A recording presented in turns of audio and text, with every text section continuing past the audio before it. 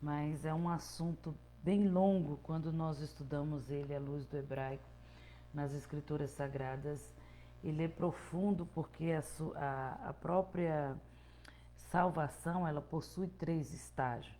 Então, se nós nos aprofundarmos nesses três estágios da salvação, nós vamos encontrar muita coisa. Amém?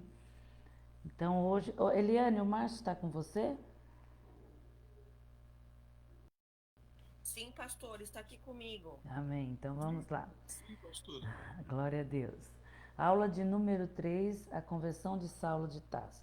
Nessa aula, como nós vimos na revista, nós vamos tratar da conversão de Paulo, que indubitavelmente foi a conversão desse judeu zeloso da lei mosaica e foi a mais importante de toda a história do cristianismo.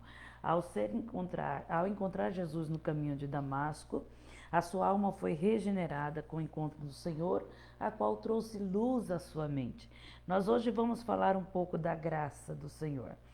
E é um tema muito polêmico porque muitas pessoas estão deixando verdadeiramente de viver a graça, de viver uma vida de conversão, de arrependimento, porque não sabem o significado e por isso acreditam que estão salvas. E nós vamos ver através da vida de Paulo a verdadeira conversão e a verdadeira graça. Essa revista, ela vai nos levar um pouco a estudar sobre isso, e é um tema bem polêmico nos tempos de hoje, onde muitas pessoas cruzaram os pensamentos teológicos, confundindo a própria graça que Paulo explica. Então, depois da sua conversão, Saulo tornou-se um dos mais célebres defensores da doutrina de Cristo.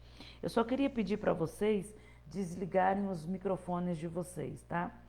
Então, o povo que ele perseguiu e matou é o mesmo povo que ele vai trazer vida e vida em abundância pelo Espírito de Deus.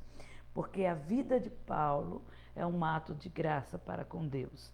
No Atos 9, capítulo 9, versículo 3 ao 5 que nós lemos, diz assim: E indo no caminho, aconteceu que, chegando perto de Damasco, subitamente o cerco de um resplendor de luz do céu, e caindo em terra, ouvi uma voz que lhe dizia. Esse texto é muito importante, muito polêmico. Algumas teologias, como eu já falei para vocês, eu já fiz duas, duas teologias, que no Brasil, das duas mais fortes, nós temos três, eu fiz duas. E as duas teologias que eu fiz, elas mostram uma visão desse texto diferente, mas à luz do hebraico, à luz das escrituras sagradas, que o hebraico ele conta a história por trás da história, tem os códigos de Deus no hebraico. Então, à luz do hebraico, nós vamos entender que a graça é bem mais profundo do que aquilo que as pessoas conhecem. E esse texto de Atos 9, onde Lucas repete por três vezes, não é à toa que ele ia repetir por três vezes o mesmo texto. Tem um significado especial nisso. E a própria graça é incutida nele. E diz assim: caindo ele por terra, ouviu uma voz que lhe dizia: Saulo, Saulo, por que tu me persegues? E ele disse: Quem é, Senhor? E ele disse: Eu sou Jesus a quem tu persegue.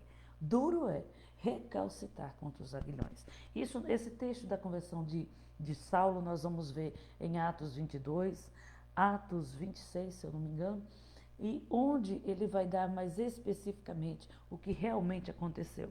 Pode ver que no texto de Atos 26, se não me engano, ele deixa bem claro, quando ele se apresenta ao governador, que o próprio Jesus se apresentou a ele, falando com ele em línguas hebraicas. Tá? Muita gente diz: você está judaizando as coisas, você quer explicar tudo à luz do hebraico, né? Como eu já ouvi muito isso, né? Mas a própria palavra de Deus, o próprio Jesus, o próprio Deus com Adão, né? Segundo a Bíblia comentada de pai para filho, da história de Cambã, eles falavam em hebraico. Por quê? Porque é uma língua cheia de códigos, né, onde na sua raiz está uma profundidade daquilo que realmente a história quer falar. Então, a conversão de Saulo é uma evidência insofismável da graça de Deus em Cristo Jesus, né? Ele era difícil de ser domado, o próprio Paulo, porém Jesus tinha um chamado especial para ele de fazê-lo mais proeminente apóstolo dos gentios.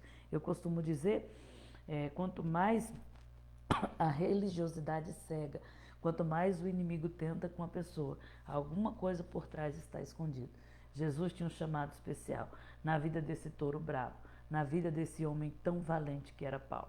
Mas, para isso, nós precisamos entender que é necessário que a cerviz dura, a dureza do coração de Paulo, a sua cegueira espiritual precisava ser abalada, né? E os olhos da alma dele precisavam ser abertos e enxergar as verdades do verdadeiro caminho.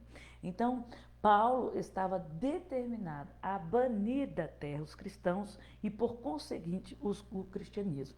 Fazendo essa escola dominical, chegando nesse texto, eu fiz uma matéria sobre escatologia à luz do hebraico, onde eu vou estar fornecendo para os irmãos algum desses domingos, onde nós vamos entender o que os textos bíblicos estão falando sobre escatologia, o fim dos tempos. Estamos próximos, né? Estamos vivendo os sinais, em que tempo nós estamos. A própria palavra de Deus se explica e o próprio Deus diz que ele revela àqueles que o buscam, né, os seus segredos, né? Então, lendo esse texto, eu pude observar o que Deus está fazendo e eu tirei uma lição com isso. Paulo estava determinado a banir da face da terra os cristãos. Veja que em todo tempo o povo de Deus, ele há uma perseguição a qual o outro lado da história quer bani-los, quer eliminá-los da face da terra. Uma das vezes foi na história de Esté, quando Ramã queria destruir todo o povo. E assim por diante, são vários ciclos na história, Hitler e tantos outros, querendo banir o povo de Deus da face da terra. E com esse tempo deles quererem banir o povo de Deus da face da terra, nós podemos enxergar que Deus ele sempre traz uma renovação da história. Então, nesse ponto, houve uma perseguição mais uma vez, mas Deus levanta esse homem bravo para pregar a verdadeira graça. Saulo estava determinado a isso. Ele não aceitava que um homem morto na cruz, um nazareno, crucificado entre dois ladrões, pudesse ser o Messias prometido de Deus. Então, munido de cartas de autoridade dos sacerdotes, Saulo vai direto para Damasco, porque Damasco, como eu já falei aqui em outras aulas, era a cidade onde tinha muitas sinagogas, uma cidade de passagem muito grande, então o fluxo dos cristãos lá era grande. Então veja o pensamento de Paulo, eu vou lá para o ninho deles, aonde eles estão, e vou pegar todos eles de surpresa. Então, respirando ameaças de morte, ele está indo justamente para Damasco, no lugar onde tinham mais sinagogas. Como eu já falei aqui também, as sinagogas, os crentes convertidos, os judeus convertidos, se reuniam nas sinagogas, né? Eles só pararam de se reunir nas sinagogas por conta desse tipo de perseguição, com o objetivo de prender os homens e mulheres e cristãos e levá-los, manietá-los para Jerusalém. Esse era o pensamento de Paulo quando foi pego de surpresa pelo dono da igreja. Mas foi surpreendido por uma forma impactante, com uma experiência sobrenatural. O mesmo Jesus que ele achava que estava morto, agora aparece diante dele. Atos 9, versículo 3. Indo no caminho de Damasco, aconteceu que, chegando subitamente, o cercou um resplendor de luz dos céus. O perseguidor da igreja caiu por terra e ficou cego.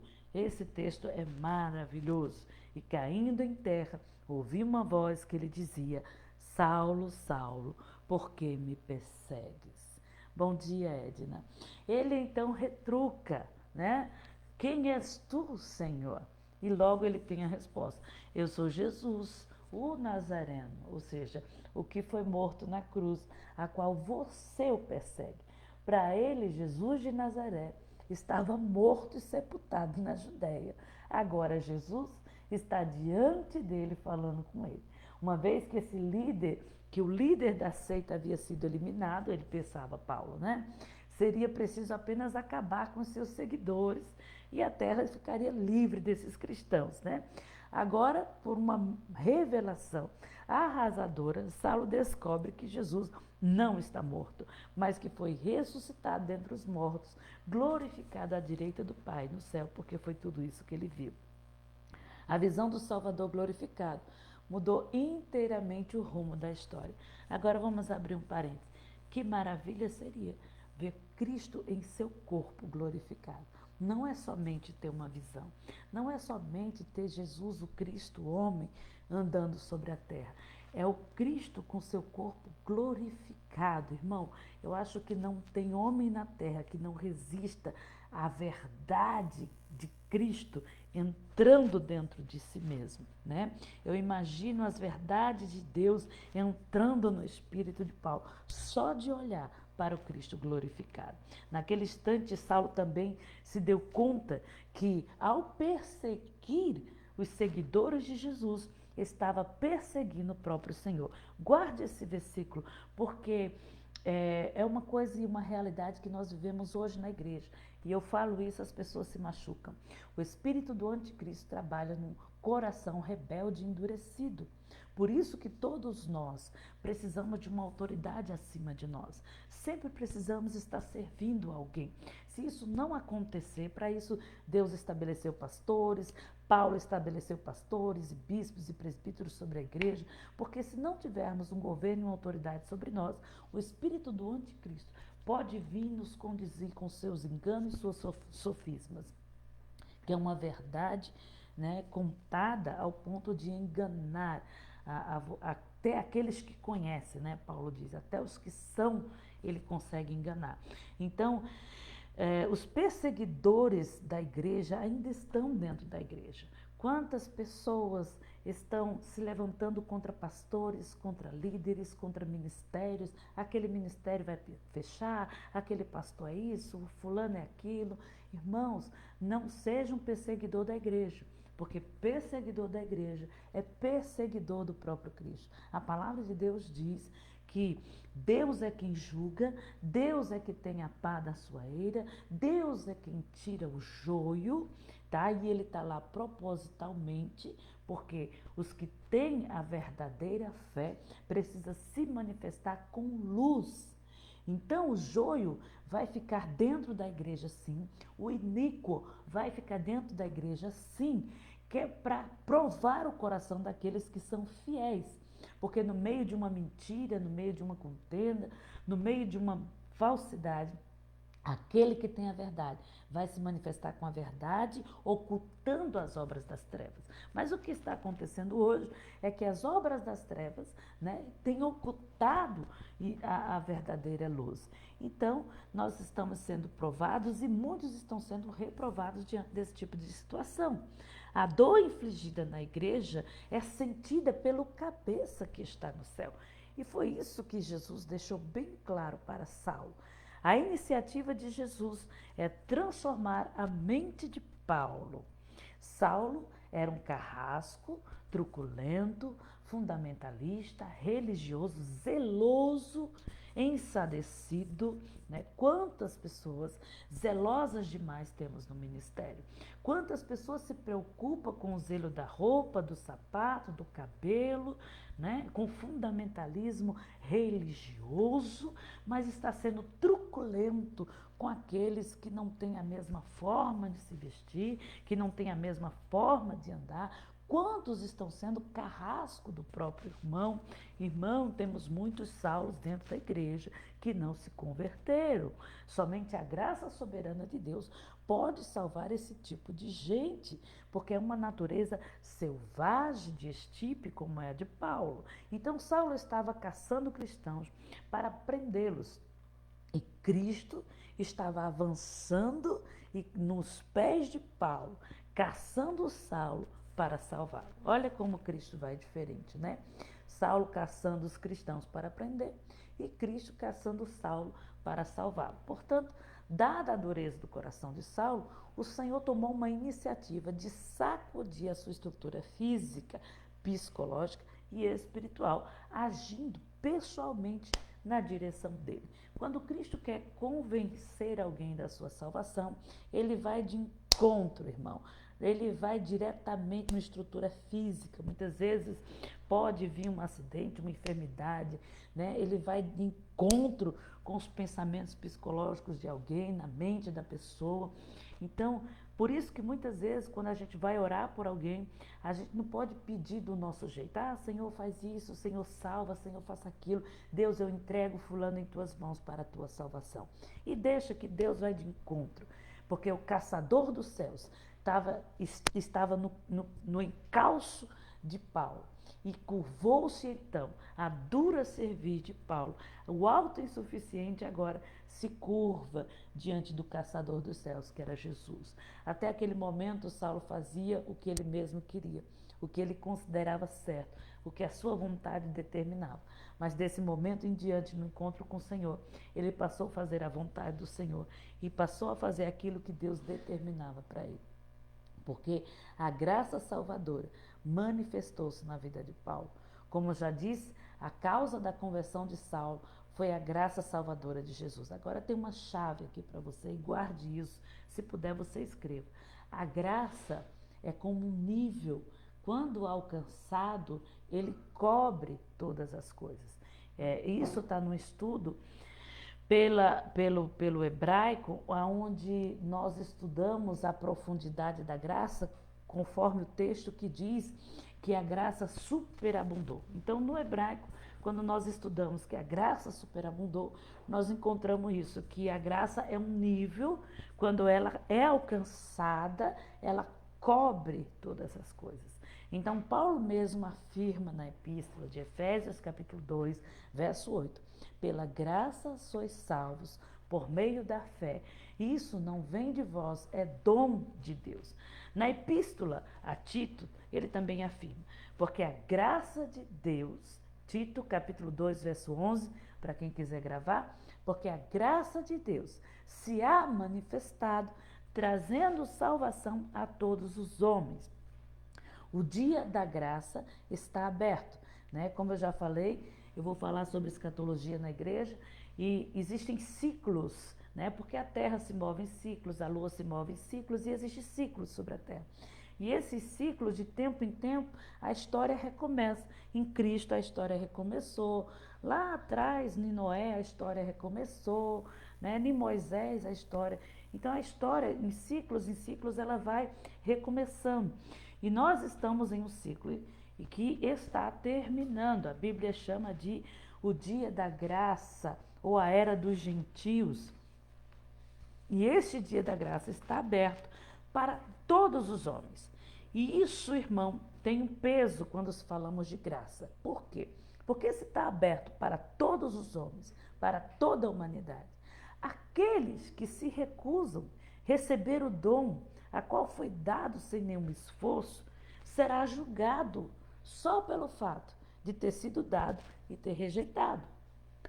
Então entende que a graça não é simplesmente um dom de graça, né, um favorável para as nossas vidas. Ele tem um peso. A graça, ela tem um peso e isso será cobrado. Foi Cristo que foi de encontro. Fez isso sobre a humanidade. Cristo, próprio Deus, desceu dos céus, veio de encontro com a humanidade, né? Outra chave aqui, se você quiser guardar, a graça faz o homem provar a eternidade em vida. E Paulo provou isso e ele sabia disso. Então, quando a graça faz o homem provar da eternidade em vida, isso é um peso. Porque você tem coisas que você sabe, como diz a Bíblia, não juntei tesouros nessa terra, mas acumulai os vossos tesouros sobre as coisas dos céus, porque lá o ferrugem e a traça não consome. Então, quando nós vivemos segundo a vontade de Deus e cooperamos para o reino de Deus nessa terra. Nós já estamos vivendo para a eternidade. Nós já estamos acumulando coisas e galardões para a eternidade. Eu vou falar um pouco sobre o que é galardão à luz do hebraico. Então, a outra chave importante, o céu, irmão, é viver, tá? Tira da tua cabeça que você vai virar um anjo, você vai bater asas, vai voar por aí afora. Quando Jesus disse que nós seremos como os anjos, estamos falando de outra história. Eu posso dar uma aula sobre anjos aqui, mas no céu é vida, tá? Porque o reino de Deus é vida, é fartura. Não, o céu é viver. E por isso nós vamos receber um novo corpo, porque o céu é uma vida eterna, né? Por isso que depois da morte nós não temos o espírito da graça. A Bíblia diz que nós vamos estar face a face com o sol da justiça. Se você não aguenta o sol do meio-dia na tua cabeça, quanto mais o sol da justiça diante de você. Então hoje você tem a graça, que é o Espírito, trabalhando dentro de você.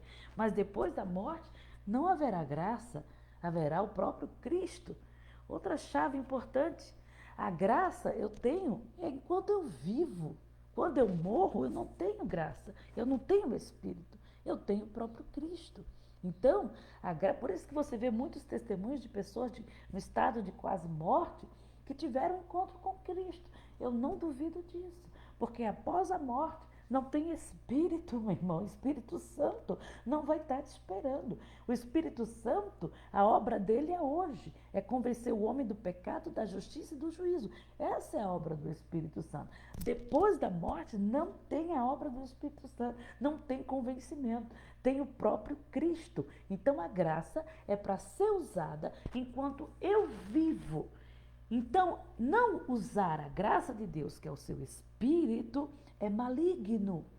Por isso que o homem que não se deixa ser domado pela autoridade da igreja, pela autoridade do Espírito, ele se torna um rebelde, ele é maligno e ele pode se tornar um filhote de um anticristo dentro da igreja. Quem não já ouviu aquela história do crente Pokémon, né? Chega na igreja pequenininho e de repente ele vai crescendo. Por quê? Porque um homem que não usa a graça de Deus, ele vai se tornar um maligno dentro da própria igreja. Por isso a graça é para ser usada e isso vai ser cobrado. Não tem aquele versículo que diz, quanto mais é dado, mais lhe será cobrado. Estamos falando de graça naquele versículo, tá? E muitas pessoas estão confundindo a graça. O ministério hoje que nós estamos vivendo é o ministério do Espírito Santo. E a sua ferramenta é o sangue de Jesus Cristo. O Espírito não faz nada que não seja movido pelo sangue de Jesus. Por isso que é graça, porque foi pelo sangue gratuito, pelo dom de Deus, por meio de Cristo Jesus. Então, por isso que a Bíblia diz que a salvação é só por meio de Jesus. Porque o Espírito e sua obra de libertação, a obra de libertação é do Espírito, a obra de salvação é de Jesus. Então, o Espírito que convence o homem do pecado, da justiça e do juízo, não vai operar na vida do homem se o sangue de Jesus não estiver sobre ele. Por isso que o homem precisa aceitar Jesus. Uma chave bem importante aqui é Deus usa o sangue de Jesus. Grave isso. Se puder, anote na sua Bíblia. Deus usa o sangue de Jesus para mostrar para o homem que existe vida após a morte, tá? Muitas pessoas dizem, por que Jesus, né? Por que Deus, principalmente os incrédulos, né? Os ateus, por que Deus usou o sangue do próprio filho? E por que o sangue de um homem, né? E Deus aceita matar uma pessoa? Deus provou para a humanidade que um homem como Cristo era o próprio homem, morre, ressuscita e o seu sangue clama pela vida dos outros, assim como o sangue de Abel clamava por justiça. E Paulo também fala sobre isso, não é verdade? Então Paulo é alcançado pela graça e ele constrói um galardão. Galardão à luz do texto hebraico, porque a palavra hebraica ela tem sua raiz e a sua raiz tem um significado. Então, na raiz dos textos relacionados a galardão no hebraico, tem um sentido de algo para cuidar. É como se Deus te desse algo para você cuidar, tá? Grave isso porque isso é muito importante para você. Galardão, no hebraico, é algo para você cuidar, tá? Tem muita gente que diz, eu quero entrar no céu, eu quero ficar lá, nem que seja na porta, no cantinho sentado. A Bíblia diz que nós vamos governar com Cristo. Então, nós vamos governar o quê? O que que nós vamos cuidar? Qual é a galáxia que nós vamos fazer parte? Qual é o país que você vai governar? Qual é a cidade? Qual é a região? Né? O que Jesus vai dar na sua mão em seu governo? Galardão é um sentido de cuidar. Aqui na terra nós recebemos galardão para construir o reino de Deus. E nós só construímos, só recebemos galardão pelas obras no Espírito, de acordo com a palavra de Deus. Como que eu cumpro as obras do Espírito? Não tem como errar, irmão. Leia a palavra de Deus, leia o Novo Testamento, leia as cartas de Timóteo, de Tito, veja como funciona a conduta da igreja, siga essas regrinhas de conduta, de comportamento cristão dentro do governo da igreja e você vai estar governando com a igreja de Cristo Jesus na terra e você vai receber seus galardões, né? Em Mateus 6, versículo 19 ao 20, diz assim: Não junteis para vocês tesouros na terra, onde a traça, a ferrugem tudo consome, onde os ladrões minam e roubam, mas ajuntai tesouros no céu, onde nem a traça, nem o ferrugem consome, e onde os ladrões não minam e nem roubam. Então, quando esse texto está falando disso, está falando de alguém que recebe galardão por meio das obras do Espírito Santo, que é uma obra de libertação. Então, quando trabalhamos para o reino de Deus na terra, que é a sua igreja, nós construímos nosso galardão. Por isso que Paulo vai dizer, né, quanto mais eu trabalho dentro da igreja, mais graça eu recebo. Né? Tem gente que diz, eu vou lavar o banho da igreja para quê? Né? Para quê? Porque quanto mais eu sirvo, mais graça me foi dada. Então, Saulo não foi salvo por méritos, por seus predicados religiosos, no qual ele tanto confiava, mas a graça é a causa meritória de toda a salvação da humanidade. Né? A única questão aqui é que Paulo baixou a sua cabeça e se rendeu para fazer a vontade de Deus. Muitos baixam a cabeça, mas não se rendem ao Senhor.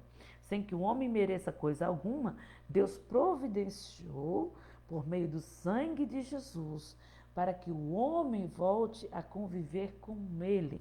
Voltar a conviver com Deus é saber os planos de Deus, é saber o que Deus pensa. Como Abraão, Deus, se tiver um naquela cidade, o Senhor salva, Deus salvo. Deus está conversando e dando seus... Deus chegou para Abraão e disse, eu vou destruir, vou pôr fogo naquele lugar. Abraão começou a rogar a Deus. Então, quando o homem ele anda com Deus, Deus revela seus segredos. Isso é bíblico, tá? Então, um homem, ele volta a conviver com Deus e governar com Deus como Adão era no princípio. Ele vai fazendo as coisas porque Deus está com ele, ele sabe o que ele está fazendo. Há uma chave bem importante aqui. A graça, ela condena quando não se vê e não se ouve. Por isso, Paulo ficou cego. Lembra que eu falei no início da aula? Preste atenção na conversão de Paulo em Atos capítulo 9, Atos 22 e Atos 26. Nos 3 textos que falam da conversão de Paulo. No texto de Atos 26, versículo 17, Paulo está narrando o dia da sua conversão. Alguns viram, outros não viram. Por quê? Aí a teologia vai dizer, porque um estava perto e viram, o outro estava longe e não ouviram. Porque descreveu de acordo com os que estavam lá, que não entenderam, tinha muita gente com Paulo, mas não é isso. Aqui nesse texto nós estamos falando da graça de Deus. A graça de Deus, isso é bíblico. Os profetas Isaías, Ezequiel, eles vão dizer, deixa muito bem claro, todos os profetas, maiores e menores, que o homem tem olho e não vê, tem ouvido e não vê. Esse tipo de pessoa, irmão, são pessoas que não têm a graça de Deus. Elas têm olhos, elas enxergam as coisas, mas não enxergam as coisas de Deus. Elas ouvem, ela ouve pessoas, mas ela não ouve a voz de Deus. A graça, ela condena quando a pessoa não vê.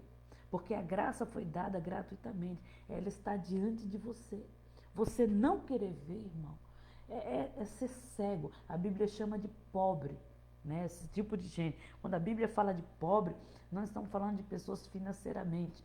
Quando se fala de pobres, e principalmente pobres de espírito, pobre de espírito não, perdão, pobre de espírito é pessoas humildes. Quando fala de pobre, está falando de pessoas que não enxergam a Deus, que não ouvem a Deus. A graça, por isso que Jesus entrava nas regiões pobres, carentes, porque a Bíblia está dizendo, olha, ele está indo de encontro com aqueles que não querem ver ele. Ele está indo de encontro com aqueles que não querem ouvir ele. Mas se você prestar atenção, Zaqueu não era pobre, Mateus não era pobre, tantos outros homens que ele entrou, e tantos fariseus como Lázaro e tantos outros que ele entrou em suas casas, eram homens pobres, porque não enxergavam a graça de Deus que estavam diante dele. E hoje no mundo não é diferente. Tem muitas pessoas dentro da própria igreja que não estão enxergando a graça de Deus, que não ouvem a voz de Deus, que não baixam seu serviço para a vontade de Deus. E Paulo, por ser um homem assim, ele ficou cego. Por quê? Porque a graça ela não negocia, tá? Grave isso. Guarde esse texto. A graça ela não negocia, tá, irmão? Tem muita gente que diz: "Ah, a graça é abundante". A graça é abundante com um propósito, e eu vou te provar aqui nessa sala, tá? Alguns viram e outros não viram, porque uns tinham a graça de Deus, receberam a graça de Deus, abriram seus olhos para a graça de Deus. Paulo fica cego, irmão, porque ele precisava enxergar não mais com a sua visão teórica, religiosa, mas com a visão do próprio Deus. Ele precisava enxergar com os olhos da graça e salvar outros pela mesma visão. Por isso que em Atos 26, 17, ele diz que Jesus falou em hebraico para ele, e dizendo: "Eu te envio aos gentios para abrir os olhos dele". Então, para um homem como Paulo, com os olhos fechados para a graça, precisava ficar cego, saber o que era uma cegueira, para que ele realmente viesse abrir os olhos e enxergar com os olhos de Cristo, para que ele tivesse autoridade de abrir os olhos de outros, para que enxergasse com a mesma visão. Eu costumo dizer, muitas pessoas passam pelo câncer. Se ela conseguiu vencer o câncer, uma pessoa dessa tem autoridade de pôr a mão sobre outra pessoa e orar por uma pessoa que tem câncer. Se você passou pelo Covid e você venceu o Covid, você tem toda a autoridade da graça de Deus de orar por alguém que venceu o Covid, que está com Covid. Porque a graça, ela faz isso, irmão.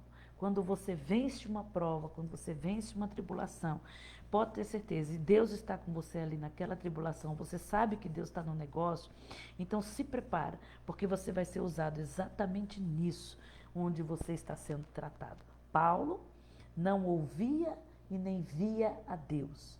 Ficou cego para enxergar com os olhos de Cristo, porque era exatamente essa a função de Paulo. Eu te envio para os gentios para abrir os olhos dele. E Paulo precisava saber exatamente o que era ser cego, para que viesse alguém, como Ananias veio sobre ele, colocasse a mão sobre a sua cabeça e, abrindo os olhos, as escamas caíssem. Paulo precisava saber o que era isso. Em Atos 22, capítulo 9, os que estavam comigo, ele diz: "Em verdade, a luz, e ao verem a luz se atemorizaram muito, mas não ouviram a voz daqueles que falavam comigo". Estamos falando de graça, tá? Tem muita gente que não quer ouvir, e tem muita gente que tem ouvidos e não ouve, tem muita gente que tem olhos e não vê. O Atos 9, 7 diz assim: "E os homens que iam com ele pararam espantados, ouviram a voz, mas não viram ninguém. Jesus fala a ele em Atos 22:14, no hebraico, na língua sagrada. O Cristo glorificado está falando em hebraico como homem. Se Paulo sabia grego e tantos outros idiomas, mais de 3 idiomas, para que Jesus ia falar em hebraico? Porque hebraico é a língua dos céus. Né? Com ele nós viveremos, como diz o texto sagrado, Romanos 6:8. Ora, se já morremos com Cristo, cremos também que com ele viveremos.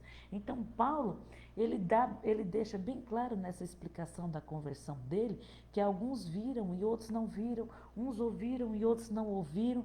E quando você vai ler esses 3 textos, em Atos 22, Atos 26 e Atos 9, você diz, ué, por que está entrando em contradição esses textos? E afinal, os caras viram ou não viram? Ouviram ou não ouviram? Literalmente, alguns viram e alguns não viram, por conta da graça de Deus. Ela condena aqueles que não enxergam. Morremos, irmãos, para o pecado e devemos morrer para o pecado. Mas quando nos levantarmos e para viver, devemos viver pela justiça. E isso é graça de Deus. Não queríamos praticar as obras da justiça. Não ouvíamos, não víamos, mas Ele nos faz enxergar, Ele nos leva a praticar. Isso é graça, é a obra do Espírito Santo, chama-se obra de libertação. Saulo e a doutrina bíblica, a conversão começa no arrependimento. A revista nos mostrou esse texto com muita clareza. No Novo Testamento, arrependimento traz a ideia de tristeza pelo próprio pecado, mas não a tristeza igual a de Judas, que não foi uma tristeza de arrependimento, mas mais consciência pesada. Tem muita gente com consciência pesada que entra na igreja e não há arrependimento e logo volta às antigas práticas. Arrependimento, Salmo 51, à luz do hebraico, ele deixa muito claro. Ele diz que o pecado dói nos ossos. O pecado dói dentro dele. Literalmente, o pecado traz enfermidades. Por isso que o mundo está como está e as pessoas ainda são capazes de culpar a Deus, tá? O pecado, Davi disse, ele dói nos meus ossos, ele pode trazer enfermidade, como também o arrependimento, irmão, vai fazer doer os teus ossos, vai fazer você lembrar com tristeza, ao ponto de você não querer mais cometer. Então, o arrependimento, ele acompanha uma tristeza que você não quer mais aquilo para a sua vida. Acompanha também um desejo enorme de corrigir o rumo, de corrigir o caráter, de corrigir a conduta moral. Deus restaura o pecador verdadeiramente quando ele se arrepende e muda de atitude. Quando há um arrependimento, há perdão, tá? Quando não há um arrependimento, irmão, há iniquidade, porque a pessoa vai repetir. Iniquidade é um ciclo de pecado que se repete ao ponto de não doer mais nos seus ossos, não gerar mais tristeza, entende isso? Então, o verdadeiro arrependimento resulta em mudança de vida. Foi o que aconteceu com Paulo de Tarso, após se encontrar com Cristo no caminho de Damasco. O verdadeiro arrependimento implica em uma mudança de atitude, de conduta daquele que pecou. Irmão, todo mundo sabe que eu cresci na igreja, eu fui presbiteriano durante toda a minha juventude, todo mundo sabe dessa história. E desde os meus 13 anos de idade e toda a minha juventude eu passei dentro da igreja. Só que a minha verdadeira conversão, eu acredito que foi depois dos 20 anos, nos meus 23, 24 anos. Porque a partir dos 23, 24 anos, eu comecei a ter tristeza dentro de mim, pelas vezes que eu me afastei da presença de Deus, por todas as vezes que eu não ouvi, por todas as oportunidades que eu perdi. Eu comecei a ter uma tristeza profunda e comecei a buscar Deus de uma forma poderosa. Então eu acredito que ali verdadeiramente foi um momento de arrependimento. A orientação amorosa do Senhor Jesus para as nossas vidas hoje, em João 8:11, vai e não peques mais. Muitos hoje não são pecadores. Irmão, pecadores é aquele que não ouviu a graça e não provou da graça. Pessoas que provaram da graça. Hebreus 10 deixa isso bem claro. Pessoas que provaram da graça. Hebreus 10, 29. E vivem uma vida de pecado. Eles não são mais pecadores. Eles são iníquos. Vivem em iniquidade, tá? Iníquo, grave isso. É aqueles que conheceram a graça, provaram da graça, provam do amor de Deus, conheceram Jesus, mas vivem uma vida de iniquidade. Porque são pecados repetitivos, tá? Uma pessoa dessa não é pecador. Pecador é quem não provou de Jesus. Pecador é quem ainda não aceitou Jesus. Esse é pecador. Mas tem muita gente dentro da igreja que se desviou, que entra e sai da igreja, que não sabe o que quer da vida, que vive falando mal do irmão, do pastor, da irmã, que vive dando em cima do marido dos outros. Irmãos, são iníquos. Tomem cuidado com isso, não confundam. Eles só servem para provar o seu coração, para que você manifeste a tua verdade dentro de você. E não para se misturar com eles. Iniquidade é aquilo que... Agora vamos falar da graça, do transbordar da graça. Iniquidade, no hebraico, o significado de iniquidade no hebraico é aquilo que transborda. Ou seja, vai além do pecado. Por isso que Paulo vai dizer, oh, coisa linda é a vida de Paulo. Aí ele vai dizer que a graça é transbordante. A graça superabundou o pecado. Se a iniquidade é algo que transborda, vai além de uma vida de pecado, a graça superabundou. Ela também cobre todas as coisas. A confissão, até que tudo bem a respeito da graça, não dá para se aprofundar, porque nós estamos seguindo a revista. Né? Para nos aprofundar nesse tipo, nós teríamos que ter uma aula sobre graça, tá? Então, eu só estou introduzindo, tá? A confissão de pecados é o maior sinal de arrependimento. Quantas pessoas nós temos dentro da igreja que não têm coragem de confessar os seus pecados? A Bíblia diz, confessai os seus pecados uns aos outros e sereis curados. Muitas pessoas não foram curadas, porque vivem uma capa de religiosidade, uma mentira, a qual para as pessoas ele é uma pessoa santa, boa, né? Até se veste bem dentro da igreja, mas por dentro está igual um sepulcro caiado. A confissão de pecado é o maior sinal de arrependimento. Qual a garantia de que a confissão é importante para Deus? Qual é a garantia que confessar o nosso pecado é importante para Deus? A própria palavra de Deus, ela garante que a confissão de pecados é premiada por misericórdia. Nós podemos ver isso no Antigo Testamento, no Novo Testamento. No Antigo Testamento, Provérbios, no livro de Provérbios 28:13. O que encobre as suas transgressões nunca prosperará. Só um detalhe, eu falo Antigo e Novo Testamento para que as pessoas entendam, mas quem me conhece sabe que eu não gosto desse termo, porque não existe Antigo e Novo, tá? Isso foi colocado na época de Constantino, na mudança, tá? do culto a Deus.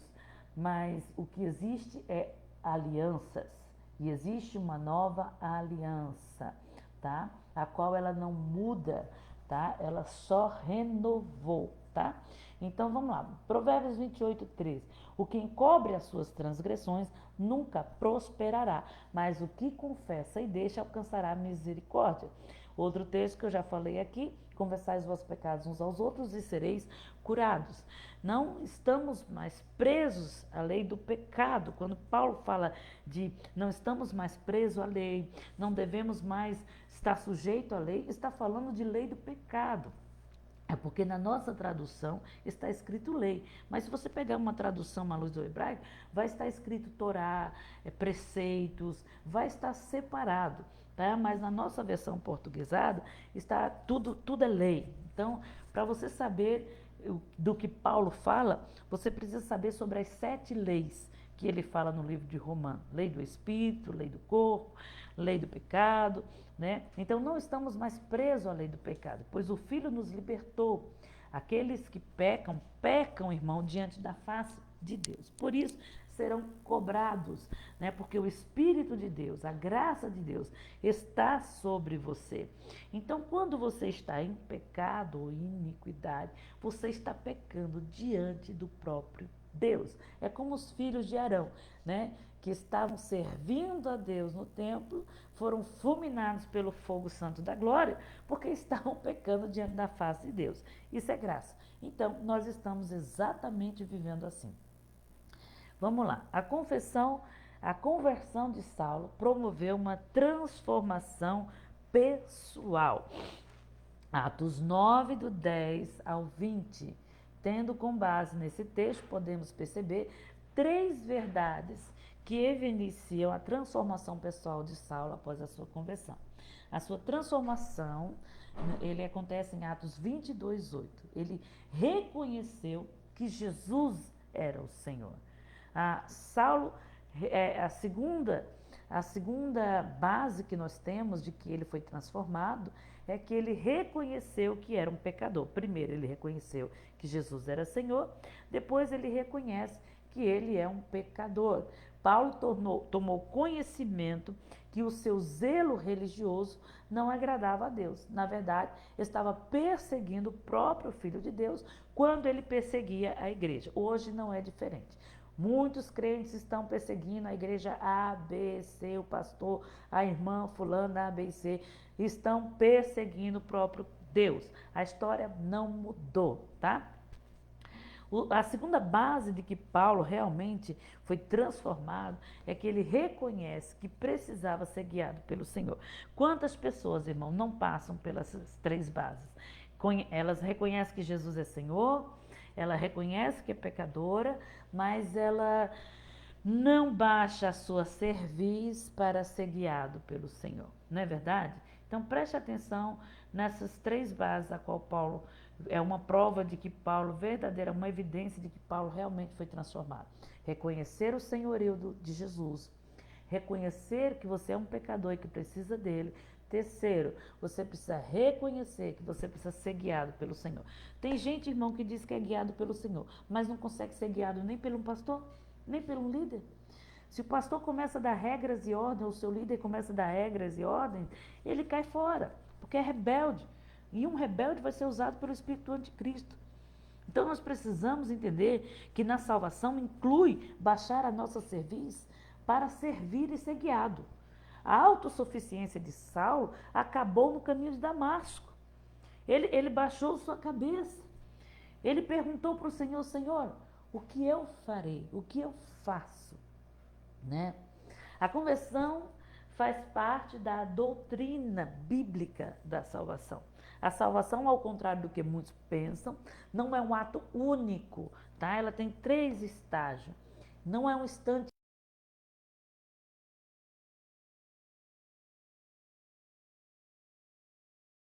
Que ela deve confessar. E para mim confessar, eu preciso de testemunho.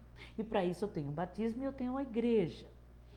A salvação envolve um processo, ou seja, uma sequência de atos de uma origem a Deus. Esse negócio de levantar a mão veio das igrejas batistas na Europa e em toda a América, né, nos Estados Unidos, onde chegou no nosso país, onde quem quer aceitar Jesus, levante sua mão, confesse diante de todos, né? Até reconhece que Jesus é Senhor, mas depois não reconhece que é pecador e nem baixa a sua cerviz para servir a igreja de Cristo. Quem serve a igreja de Cristo, serve a Cristo. Né? Quem persegue a igreja de Cristo, persegue a Cristo e assim por diante. Então, tanto a salvação é um processo que o próprio Jesus nos ensina que é preciso perseverar até o fim. Mateus 24, 13. Esse texto de Mateus 24 é escatológico, é demais.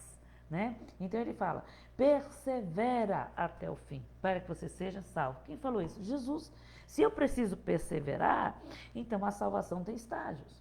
O homem, quando se arrepende, muda a sua concepção a respeito da vida. Ele modifica seus desejos.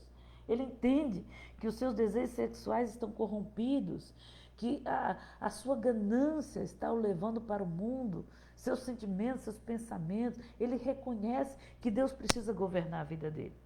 A atuação do Espírito Santo é indispensável para que o homem seja convencido do seu pecado, da morte e do juízo, obra de libertação do Espírito Santo.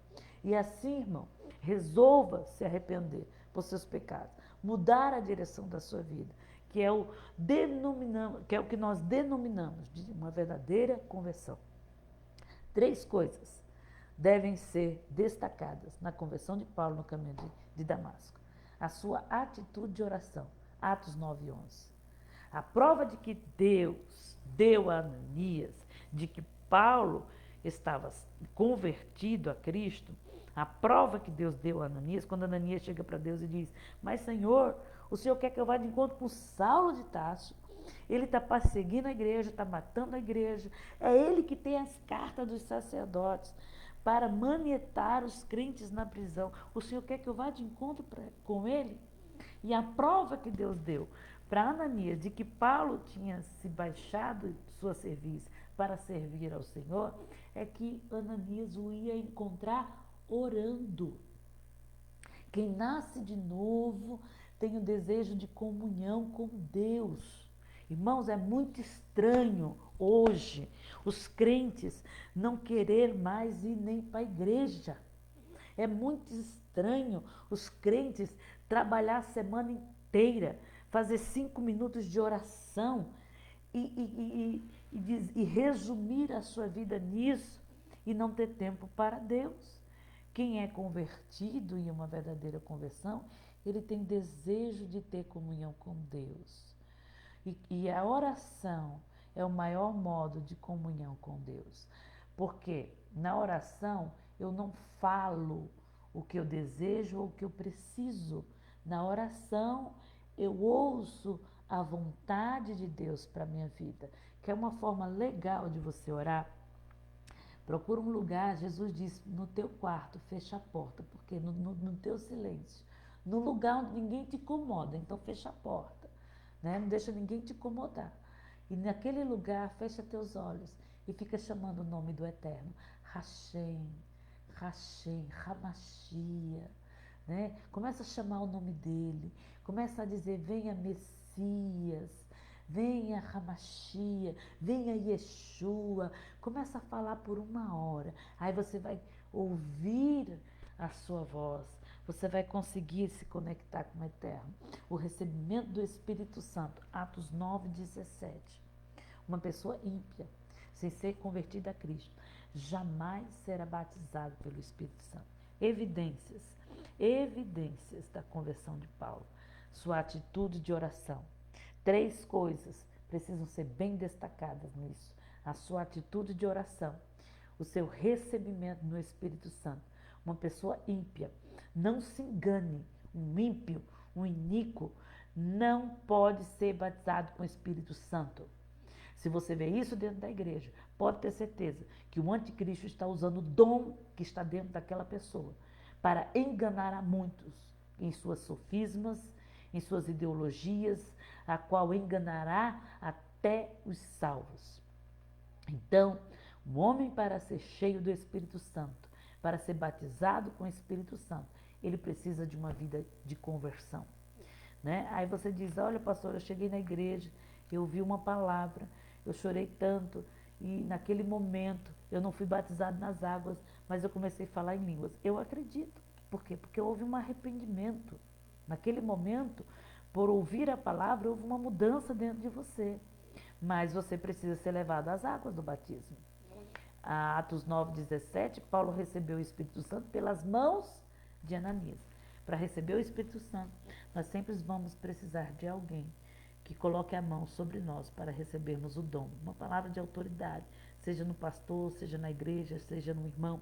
Ananias impôs as mãos sobre Paulo e ele ficou cheio do Espírito Santo. A unção foi transferida, né? Para quem não acredita na transferência de unção, a unção do Espírito Santo é transferida pelas mãos, tá? Por isso que as mãos é tão importante, ela representa o incenso do tabernáculo, aí é outra aula, mas vamos dar continuidade aqui, né? O recebimento do batismo nas águas, outra evidência, né?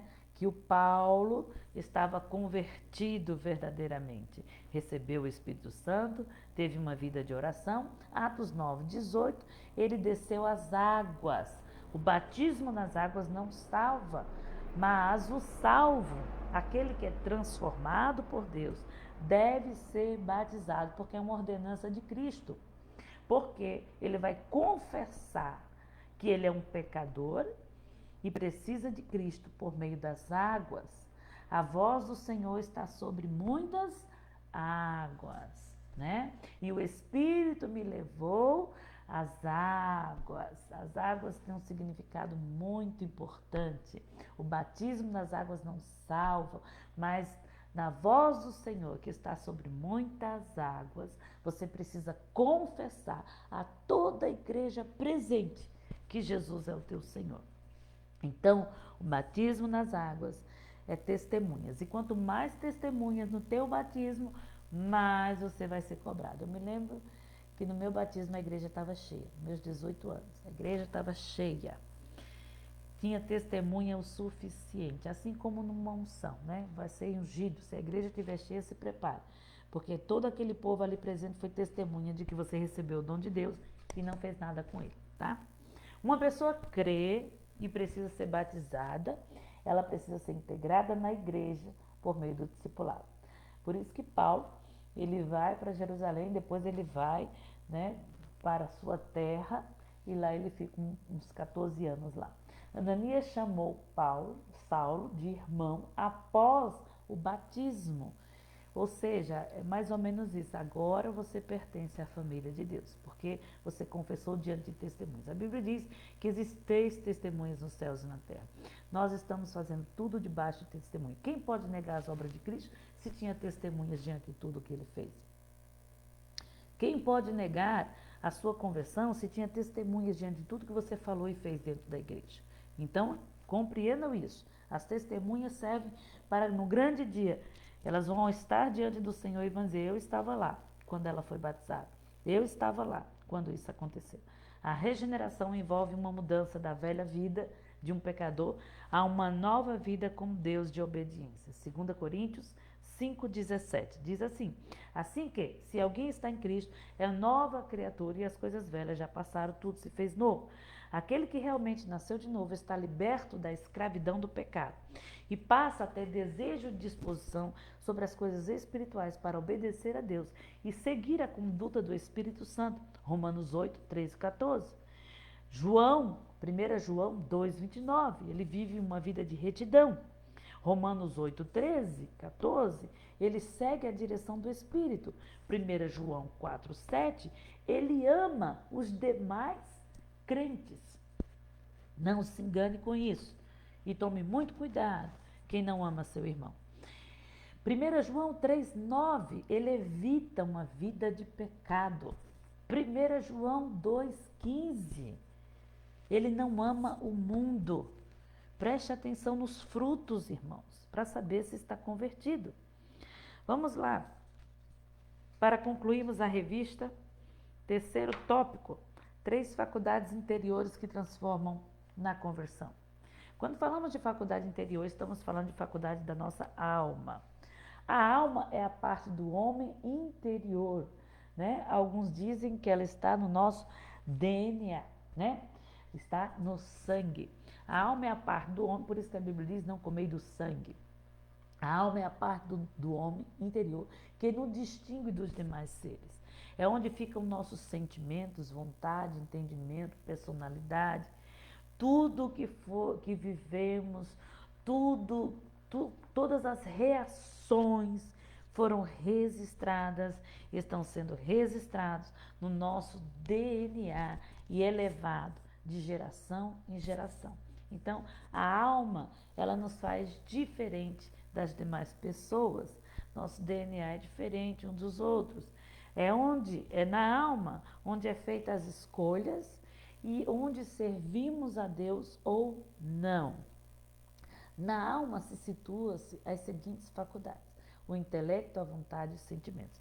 Quando você acorda, quando você dorme, você está no estágio de quase morte, onde os seus órgãos e principais órgãos, eles diminuem, né, a forma com que eles trabalham. Então, sua alma se eleva, né, porque o seu corpo está no estado de quase morte, que é o sono profundo, chamam de terceiro estágio. Né, tudo está se desligando, não desligando, né, mas diminuindo a sua forma de trabalhar, e o seu cérebro está desligado do mundo. Então, quem acorda teu cérebro é a tua alma. É ela que vai dar o gatilho e dizer, acorda.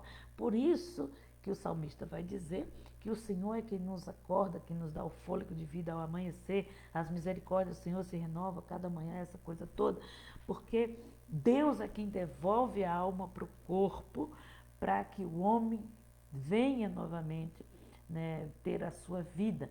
Tem uma oração judaica que diz, bendita seja o nome do Senhor, que se um órgão meu se fechar ou se abrir, eu não estaria vivo, mas a tua graça e a tua misericórdia me faz viver. Bendito seja o nome do Senhor que me devolveu a alma ao corpo.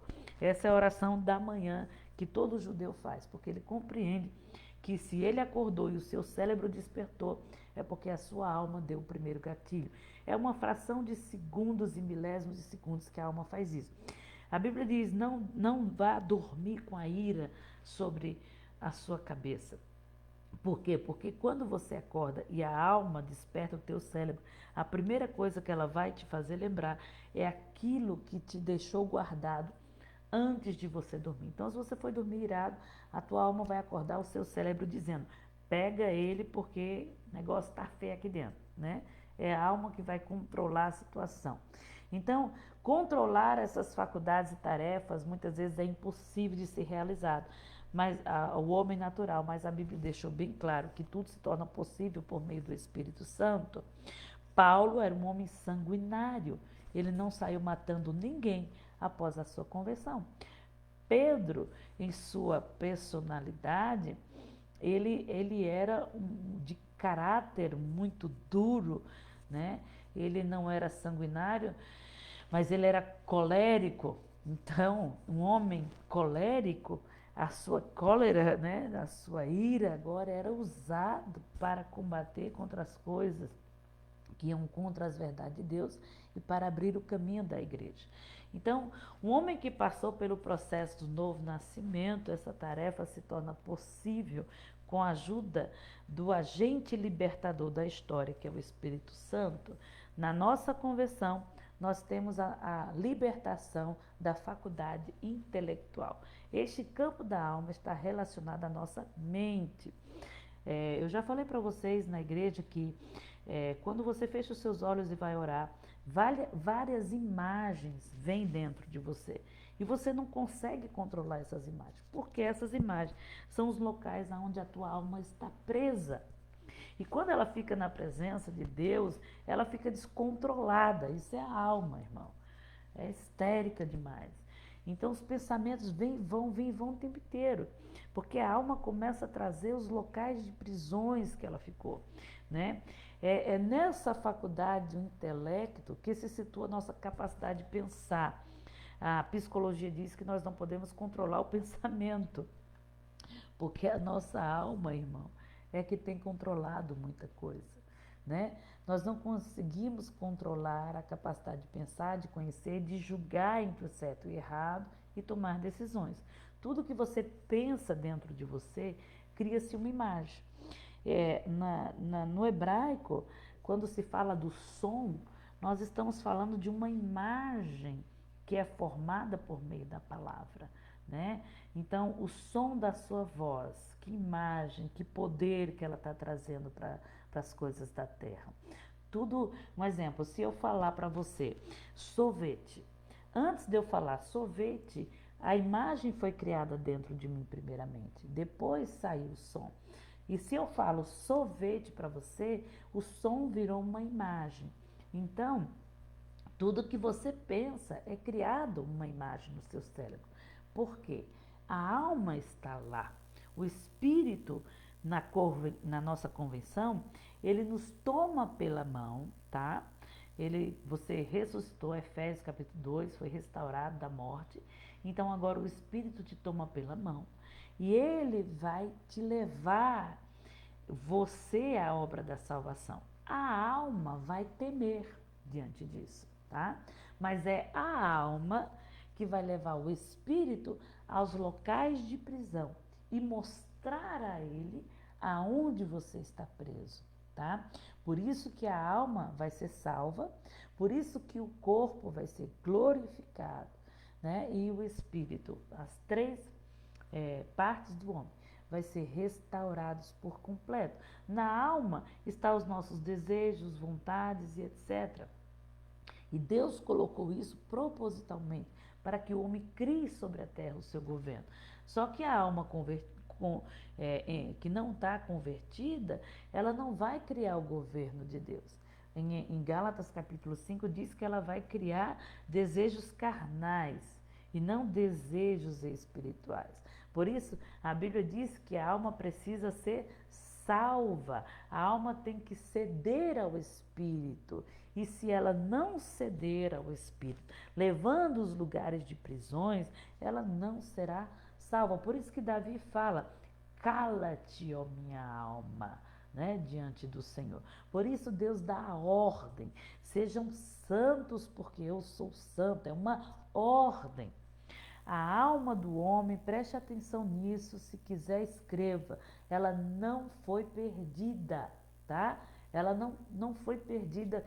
Tem algumas teologias que dizem que a alma não presta para nada, que o importante é o espírito estar vivo, e aí a pessoa está salva. Aí continuam, né, nos seus pecadinhos, continuam nas suas cervejinhas, nos seus viciozinhos, né? Porque o Senhor me perdoou, é a sua misericórdia que me cobre. Não, não, não. A alma, ela não foi perdida. O problema é que a alma não participa mais das coisas de Deus. E para ser salvo, a minha alma precisa voltar a participar das coisas de Deus. A minha ganância, o meu desejo de crescer precisa ser em Deus. Abraão, ele ficou rico porque todos os seus desejos ficaram em Deus. Por isso nós precisamos ser discipulados, nós precisamos de alguém que nos conduza, por isso que nós precisamos de um pastor, por isso que nós precisamos de um irmão que ande com a gente, porque nós precisamos ser ensinados, porque a alma não participa mais das coisas do Espírito. Então nós vamos sempre precisar de alguém que ande conosco. Por isso nós precisamos de uma igreja, porque a salvação da alma é uma reeducação, tá? A única forma da alma ser salva é ela participar das coisas de Deus, né? Quando a pessoa é movida pelo Espírito Santo, ela consegue sincronizar a sua mente com a própria mente de Cristo, como se fosse uma só. Quando a alma se rende ao Espírito, ela leva o Espírito Santo aos lugares de cativeiro, e a Bíblia diz que o Espírito leva cativo os gatilhos da alma, que o faz pecar. Então, tornou-se possível o exercício da administração do intelecto, podendo viver em paz. Isaías 26:3. Tu, Senhor, me conservará em paz, até aquele cuja mente será firme em ti. Isaías 26:3. Na área do intelecto, situa-se a tua razão. Lembra que eu falei para vocês? Deus mandou eu emagrecer. E eu disse: Deus, por que eu tenho que emagrecer? E Deus disse para mim: você precisa ter governo. E eu fui pesquisar o que é ter governo. E pesquisando o meu corpo, o meu córtex frontal, ele governa todo o meu corpo. Se eu não governo o meu intelecto, irmão, qualquer um vai me governar. Portanto, eu preciso ter governo. A minha razão precisa ter governo. A minha faculdade da alma precisa ter governo. Pela razão, o ser humano é capacitado a pensar, a julgar, distinguir o verdadeiro do falso e a entender separar o bem do mal. Isso, no entanto, só se torna possível quando você tem o governo do Espírito Santo, quando você tem o controle de você mesmo. Por isso que uma pessoa rebelde, que não baixa sua cabeça para ninguém, para pastor nenhum, ela corre um grande risco de ser um filhote de um anticristo. A nossa faculdade, as nossas emoções, esta faculdade da alma é de extrema importância na nossa personalidade, pois diz respeito à capacidade de saber administrar e controlar para a afetiva do nosso ser, a parte afetiva do nosso ser. As nossas emoções, irmãos, pense numa coisa: existem pessoas coléricas, são explosivas, É a emoção dela. O fato dela ser explosiva não significa que ela não tem Deus, tá? Isso faz parte das suas emoções, da pessoa dela. Cada um tem a psicologia. Diz que nós temos, uns são coléricos, outros são sanguíneos, outros são fleumáticos e assim por diante. Mas, mesmo um sanguíneo como Paulo, ele conseguiu, vamos dizer, agir na pessoa do Espírito Santo e controlar a parte afetiva do seu ser. O ser humano foi feito dotado de sentimentos. É um ser sensível que sente suas emoções, que foram criadas por Deus propositalmente, tá, irmão? Paixões, dores, alegria, tristeza, gozo, prazer, tudo isso foi dado por Deus, com desfrute em Deus. Mas infelizmente o pecado deturpou os sentimentos humanos, né? Então crescer espiritualmente, as emoções, ela desempenha um papel básico no nosso crescimento. Se eu não governo as minhas emoções, eu não tenho governo sobre a minha alma. Entenda isso. A tua alma precisa se render, né? E nem sempre é fácil atingir todo o nosso desenvolvimento emocional. Tem pessoas que são coléricos, sanguíneos ao extremos. Paulo, ele não deixou de ser sanguíneo. Ele saiu arrebentando o mundo afora, metendo, né, chutando balde, né? Ele chegou diante de governadores, de homens que Pedro, João, ninguém chegou, né? Por quê? Porque ele era um touro bravo, mas agora o touro bravo estava sob o comando do Espírito Santo, tá? Então, ter equilíbrio e controlar as emoções, vivendo elas no espírito, não é pecado, tá? Nós precisamos, com tudo e em todos, manifestar o fruto do espírito: amor, alegria, paz, longanimidade, benignidade, bondade, fidelidade, mansidão, domínio próprio, tá? Se conseguimos, irmãos, controlar algumas situações com o fruto do espírito, nós verdadeiramente estamos no caminho certo. Como disse Cristo, estamos nos aperfeiçoando e estamos nos garantindo para o dia da salvação. Somos responsáveis, irmão, pelo jardim do nosso jardim emocional, do nosso ser emocional. Nós precisamos arrancar as ervas daninhas. Quem estava no culto de sexta não somente arrancou as ervas daninhas, né, mas mandou fora todo o lixo que estava dentro dele. No nosso intelecto, nós temos também a nossa vontade. Vontade é a faculdade que tem o ser humano de querer, de escolher livremente praticar e deixar de praticar certos atos. A revista falou do livre-arbítrio, onde algumas teologias acreditam que o homem não tem mais. O homem tem sim o livre-arbítrio e nunca vai deixar de ter o livre-arbítrio, porque era da vontade de Deus que o homem tivesse o livre-arbítrio. Por quê? Porque o livre-arbítrio é governo.